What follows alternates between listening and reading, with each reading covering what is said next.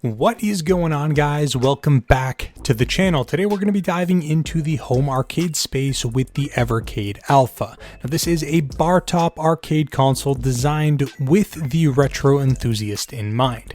Huge thanks to Evercade for sending over the Street Fighter version for this review. So with that out of the way, let's go ahead and unbox and explore a little. So out of the box, we have the main bartop unit itself, as well as a USB Type-C charging cable, a multi-region power brick, a quick start guide, and this blue envelope. Inside the envelope is actually a couple additional Marquee inserts, which we're going to talk about in a few minutes. The Evercade Alpha definitely impresses with its build quality. Right out of the box, it feels solid and has a classic arcade vibe. The Street Fighter version channels the iconic big blue cabinet design, and it's sharp from the vibrant bezel art, light up marquee, and even a light up insert coin power button on the front. A little note here, there's actually no acrylic to protect the control deck art, so I'm curious to see how it holds up over time. We have actually seen this with another company in the past, and it ended up being a fairly big issue for them, so hopefully this isn't something that we really need to worry about with these sort of devices. Now, as I'd mentioned, we had some interchangeable marquee art, which is actually a super nice touch. So Evercade is giving you the ability to go ahead and swap that out and giving you some options to personalize the look of your machine. In the base package, we get 3 different art styles to choose from, but if you did purchase the deluxe version, you're actually going to get a total of 6, one for each of the included games. The Alpha is available in 2 different versions. There is a Street Fighter version that I have in front of me, but there is also a Mega Man themed unit as well. The built-in games on the version that I have are Street Fighter 2 Championship Edition, Super Street Fighter 2 Turbo, Super Puzzle Fighter 2 Turbo, Street Fighter Alpha Warrior's Dream, Street Fighter Alpha 2, and Street Fighter Alpha 3. And this is actually the first time that we have seen the Street Fighter Alpha series released in a home arcade product. So that's actually a really cool thing. And I do want to mention the games are pre-installed into the device, and the only way to access the Mega Man's version game list is actually to purchase the Mega Man device itself. Now, the Alpha sports an 8-inch screen, and while a 10-inch would have been more ideal, this one's still fairly impressive. Colors pop and the clarity is spot on, capturing a true retro feel. The UI here is also one of the best that I've seen on third-party retro consoles. It's clean, intuitive, and navigating to a game is absolutely seamless, perfect for those just starting with Evercade or seasoned fans alike. Now, on the main screen, you have your main navigation menu along the left side of the screen. You can choose from your built-in games, cartridge games, a game of the month, and hidden games section, and that is right, there are at least 8 additional hidden games to unlock in addition to the 6 included ones. Then we also have a cartridge browsing section, and then of course our settings options.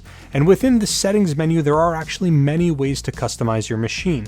You can adjust the display by changing aspect ratios or adding shaders and scan lines, but then you can also go in and change things like the theme of the machine to one of the many included options. Now let's go ahead and get technical for a minute. The Evercade Alpha uses the same internal specifications as the Evercade EXP-R handheld. We get the RK3366 SoC, that's going to be clocked in at 1.5 GHz. That comes coupled with 512 megabytes of DRAM and 4 gigabytes of onboard storage space. As mentioned, the screen is an 8-inch IPS display with a 4:3 aspect ratio. That has a resolution of 1027 by 768. It also has stereo speakers and built-in Wi-Fi. Now let's shift over to the controls of the machine. The Alpha is using competition quality buttons and sticks. They are really responsive, they feel tight, and they do the job well even during fairly intense moments in the middle of Street Fighter gameplay. I had no issues at all pulling off any of these special attacks during the fights, and it actually felt fairly smooth and natural. Now on gameplay, Evercade's nailed emulation once again, and they're actually fairly known for having some of the best emulation on any product released in the market. Whether it's Street Fighter Alpha 3 or other classics from one of their cartridge library games, everything runs flawlessly. We don't have any lag, there's no glitches, just retro gaming as it should be. And with the dual cartridge slots, expanding the game library is super straightforward. The audio on the Alpha is a step up from previous Evercade handheld consoles as well. The speakers provide a clear, rich sound, and there's a volume rocker on the front for easy adjustments.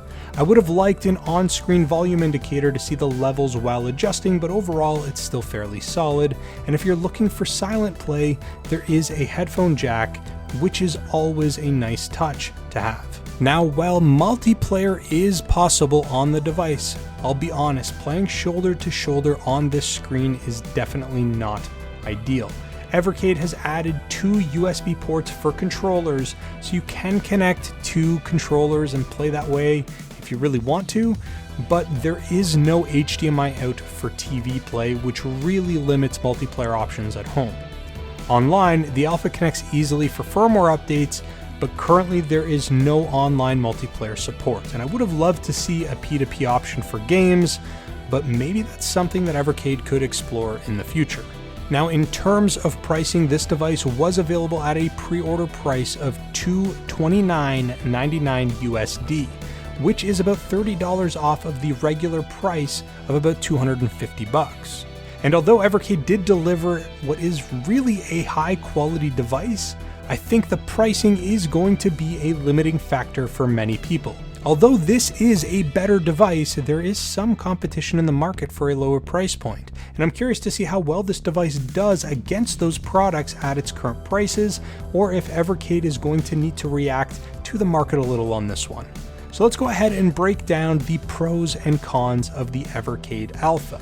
On the pro side, it has solid build quality and great design, top-tier emulation with licensed games, excellent UI that's easy to navigate, dual cartridge slots to expand the library, and excellent game selection on each of the available versions. On the con side, the screen could definitely be bigger for multiplayer. The games are locked in per device, so if you want to play the other device's games, you actually have to purchase the other device. There is no HDMI out, limiting multiplayer flexibility, no online multiplayer, and the price is a little bit on the steep end. So in summary, the Evercade Alpha is a fairly sleek, solid addition to the retro gaming scene. Evercade has delivered a reliable, well-built device that handles emulation exceptionally well and looks good doing it. It's a niche device, sure, but if you're into licensed retro gaming and that classic arcade style type of bar top, this might be worth checking out. Thanks again to Evercade for sending this over for me to have a look at on the channel. As always, I will leave some links in the description down below for you guys to pick one up or to learn more for yourself. But thank you so very much for watching, and I'll speak to you guys again real soon.